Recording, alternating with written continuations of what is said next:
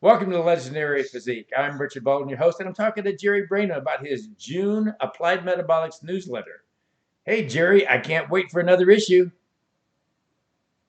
Oh yeah, this is the June issue is pretty good one, Richard. I always aim for like 40 to 50 pages, as you know, Yeah. and that usually comes out to anywhere from three to five articles, depending on the length of the articles.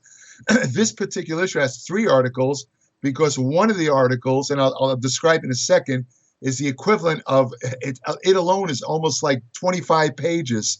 It's like two to three articles in one, Oh, and I'll wow. tell you what Okay. that's about. But anyway, I get a lot of questions. I don't know if you're familiar, Richard, with these so-called growth hormone releasing peptides, also called growth hormone secretagogues. They're sold online. They've never been officially approved for human use. They're experimental drugs, but because of the fact that they kick out growth hormone, they're very popular among bodybuilders and people that are interested in growth Mhm. hormone. So I did a video on it a while back, but it was very superficial. So I said to myself, I'm going to do an entire article on this, like a definitive article Great. telling everything known about growth hormone secretagogues. So that's what the first article is about. Everything known about growth hormone secretagogues, their efficacy, their any possible side effects, and so on. That's the first. Then I have the next article is a lot of bodybuilders wonder about protein after the workout. We talk Yeah. about whey protein or protein supplement, but what about like food protein? In other words, does one particular type of food stand out among others? In other words, for example, whey is a dairy protein, obviously milk Right. based. Because whey is so easily absorbed, would that mean that dairy proteins are the best foods to eat after workout to promote muscle protein synthesis? Or would chicken and meat be equally as good? So this article basically looks at some new studies that examine post-workout protein intake, which is the best form of protein. I'll explain the reasons why, and also the uptake characteristics of these proteins. So that question will be answered completely in this article. I have a Now, short question for you. go ahead. Someone asked me, they're vegetarian, so they asked me some advice. And I said that you had said, and I think I'm quoting you correctly, that this new pea protein is pretty good. Yeah, actually, it is. Yeah. Okay. It's pretty good. So is the hemp. They have a hemp protein, which is a little bit not quite as good quality, but it's passable. And of course, you have the soy protein's been around, for Yeah. God knows. But you see, the problem with soy protein, it's interesting, is when they've done studies with bodybuilders and athletes and guys over 40, for some reason, soy protein tends to be used more by the internal organs. Your organs are constantly being replaced, especially your intestines. The cells slough off every 3 days, and it involves protein synthesis, Yeah. not muscle protein synthesis. Yeah. They call this fractional whole body synthesis. Now, for some strange reason, soy tends to be used to a greater extent in the rest of the body rather than the muscles. I was never a big proponent of soy protein. It just didn't seem to work for me. Yeah. Well, now you know Yeah. why. Yeah. Because it's great for your internal organs, but it's not so great for your muscles. I mean, Are they still using PR to determine the quality protein, the protein efficiency yeah, ratio? yeah, and it's a funny story about that. The PER, which finds that soy protein is equally as good as milk and egg protein, you wonder. You say, wait a minute, how could a plant protein, Yeah. and even considering that soy has all the essential amino, how could it be as good as milk and egg protein? I'll tell you the answer. You know who actually developed that particular scale? You ever hear of Ralston Purina Company? Yeah. Guess what? Guess who the biggest producers of soy in the country are? Ralston Purina. And put it in their dog food. Yeah, talk about like ulterior motives, Yeah. man. Yeah. Seriously. Anyway, but that scale is actually a lot of dietitians point to that scale Yeah. and say, well, you could have your soy protein, but what they don't tell you is that the growth that the way they work it has to do with how the proteins affect growth. Yeah. But the Net growth protein utilization is what you need to look at, right? The yeah, NPU. right, biological that. Yeah. But this particular scale, it it looks at the growth of rats. So I guess the bottom line, if you're a rodent, by all means, have your soy protein. For humans, no. I'm not saying it's bad. No, Yeah. Hey, listen, vegetarians, they're going to live on plants anyway. I'm talking to the vegans. Soy protein's not so bad, though. You got to be careful in large amounts. Well, very large amounts. It can actually have like an estrogenic effect. Yeah, I've But heard that. you see, but the big myth about this online, you see a lot of these forums that, oh, don't eat any soy protein. It'll give you bitch tits and all this stuff. They're acting like it's a rich source of it has phytoestrogens. In other words, like something like genistein and diazin. These are the natural phytoestrogens. In other words, it means that they're structured like estrogen. They basically soy protein, the isoflavones, which are estrogen-like components in soy.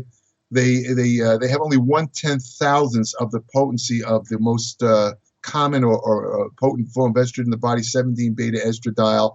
So you sum it all up. It's a question of only the dose determines the poison. In other words, so no worries. Yeah, no worries. Small amounts of soy are fine. I mean, it's not the great. Like I say, the biggest problem, like I said earlier, is that soy for bodybuilders, it tends to work more on the internal organ protein rather than the muscle protein. Yeah. So it's not the greatest supplement, but it's not nearly as bad as people say. But so I just want to go in the last article, Richard. And this is the one that I said really constitutes the majority of the issue. It's like the equivalent of 2 to 3 normal articles. It's huge. Okay. I came across this study. As a subscriber, I've written about scientific preparation for physique contestants, for fitness women, and all this and that. I even had one on the preparation of a professional elite bodybuilder, exactly what he used in his diet before the Olympia. So I've covered various aspects of bodybuilding competition preparation. Yeah. But I came across this one. This involves several types of competitors. It involved regular bodybuilders. It involved 2 female bodybuilders, and it involved 2 physique guys. The physique division, the new guys. I think these are the guys that wear the Bermuda shorts, or the surfer shorts, if I remember correctly. Okay. They can't really show up big on stage. But anyway, the thing is, the thing that attracted me was I had never seen a kind of study so concise as far as in-depth reporting of what these people did. They covered everything. They covered their meals, their drug use, their training, their diets, how they adjusted their diets. And the interesting part that attracted me was that 2 of the authors were actually, one was a bodybuilder himself, and the other one was a bodybuilding coach, which is very unusual in academics, because most of these guys have, they're professors, they have advanced degrees, but usually they're not really involved in bodybuilding in any way. They're just kind of like reporting it as a. So these guys offered their opinion based on established science of what these bodybuilders in the study, how it jived with established science. In other words, were they doing something wrong in the way of nutrition or exercise that would mess them up or cause them to lose muscle? And, when I read the study, I realized that some of the points made by the study authors were also wrong. So I said, well, this will be a good article, because I'm going to take 3 points of view. I'm going to talk about the bodybuilder's point of view. I'm going to talk about the researcher point of view. And I'm going to talk about my point of view based on all my years of experience and, being in the bodybuilding myself. So that's basically what I did. And like I said, I found some disagreements. For example, they said that just one thing that comes to mind, if you do, let's say, a chest and back routine, one day, and then the next day you do arms, they said that would constitute gross overtraining, because when you do back, they pointed out a study where they measured the electrical activity in the bicep muscle. When you do pull downs, lat pull downs, there's much, believe it or not, this study showed there's as much muscle activity in the bicep as when you do barbell curls. You're kidding. Yeah, that's what one study showed. It's hard to believe, but well, maybe did were the guys that were doing the pull downs understand you focus on your elbows, right, and try to let this part of your arm just. It probably didn't. Yeah, I think that might make a difference. I don't know. Well, another possibility is maybe they were doing pull downs like this with a pronated rep, which basically is a pretty strong exercise. It's like chin ups instead of pull downs.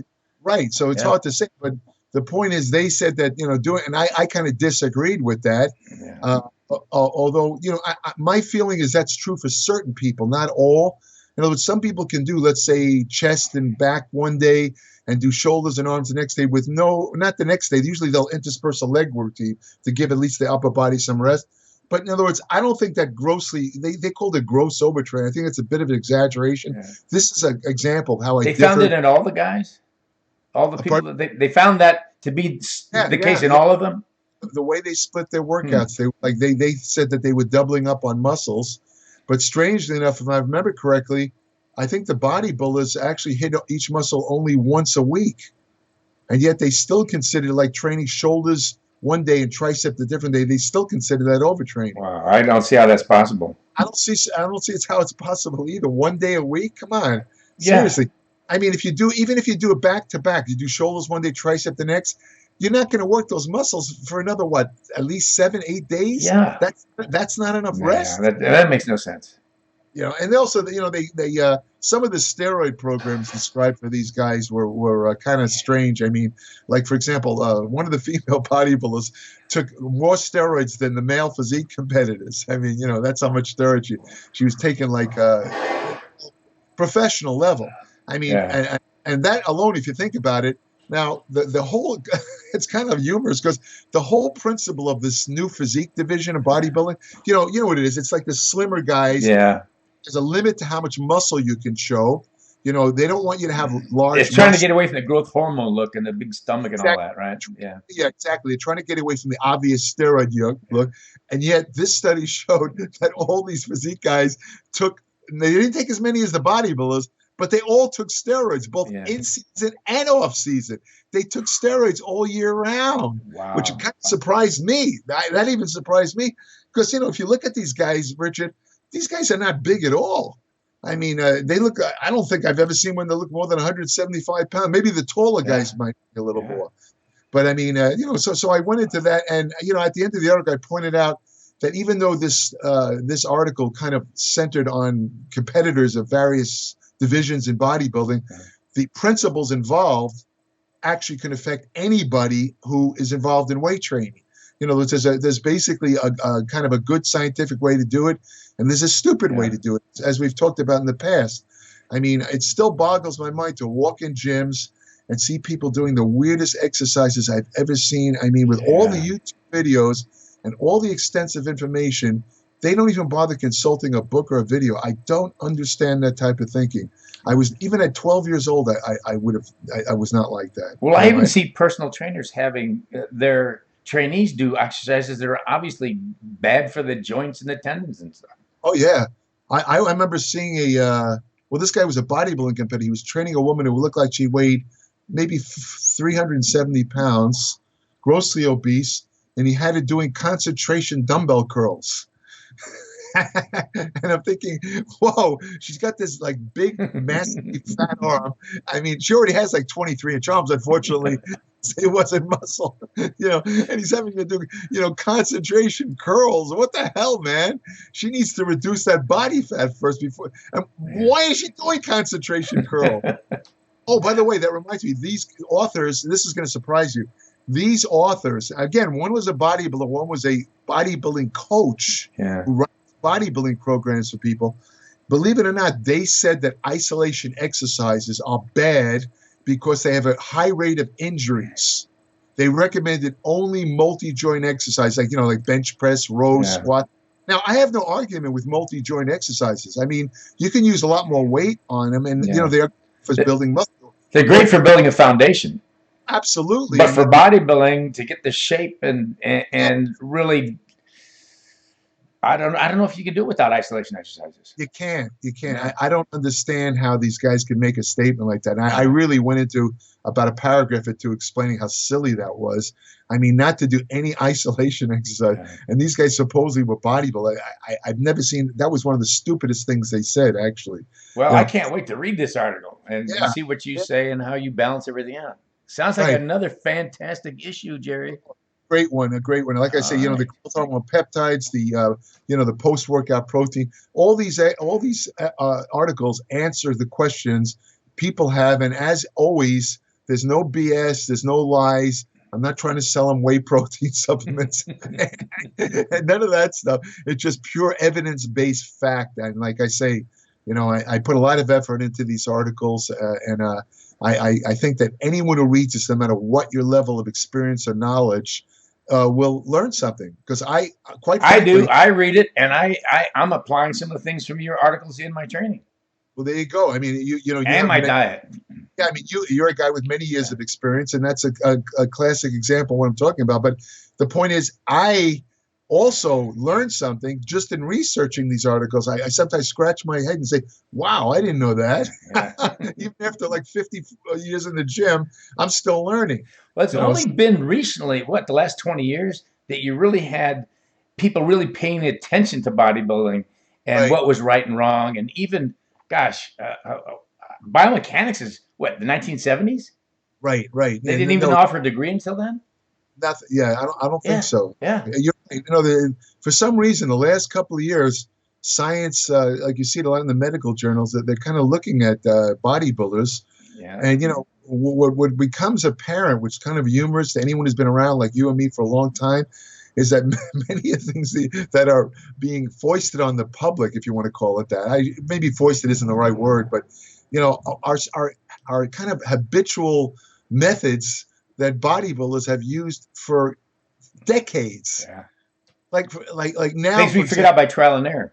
yeah. And in fact, I just posted an article on Facebook where it was from Time Magazine. It said something about the ridiculously amazing benefits of weight training. This is in Time Magazine. I'm thinking you never would have seen an article like that even 10 years ago. They would have talking about how weight training is hard on the joints, Yeah. bad for the heart, all this crap. And the whole thing now is turned around where now weight training has become the predominant beneficial exercise, even more than jogging and all that stuff. And especially prescribed for elderly to fight sarcopenia. Very important. Yeah. That is so important. Like, it's almost ineffable how important. If you don't engage, I'll give you a flat statement. If you don't engage in some form of a resistance exercise past the age of 40, you are probably have a very high chance of winding up in a nursing home, unable to even lift your arm to feed yourself. Yeah. And the muscles atrophy terribly. Yeah. I mean, they atrophy in every human being, but if you don't do something to stimulate them, it's like putting butter on a hot plate. It just melts. All your muscles it's almost like having a neurological disease like ALS, where your muscles just shrink away and disappear. I mean, it's crazy. Crazy. Well, another thing I like about your newsletter is that I have access to all of them. Right. And so sometimes I'll be so busy I can't get to it right away, but it's always there for me to get to. And I can go back, say, what was that article? What did Jerry say about this or that? And I can go hunt for it. So I love your applied metabolic newsletter. That's a good point, Richard, because anybody who subscribes gets access. It's going, I think September will be 3 years. I've had the newsletter. And anyone who subscribes gets access to all the past issues. And I'm telling you, and you know this to be true, we're talking about a lot of reading there. Yeah. When you figure that each issue averages 40 to 50 pages, if you try and, I've had guys that say to me, well, I want to subscribe. Do I have access to the archive? I want to read them all. And I always answer that by saying, you better set aside a lot of time. Let me tell you, buddy, because that's like reading, it's thicker than the Manhattan phone book by now. Well, this June issue is something I want to get to, but I've got to go grade some research papers and some essays. All right. As you know, I'm retiring this summer, and so I won't be doing this much longer, and I'll have a lot more time to read a lot of things, including your newsletter, as soon as it comes out. That's great. That's all right. Great. It's great talking to you. And great talking to you. You have a great one, and we'll get with you next month and find out what new stuff you come up with. I will have some great stuff. You have a great week. Bye-bye. Bye-bye. If you want the latest in exercise and nutrition science, then sign up for Jerry Brainham's Applied Metabolics newsletter.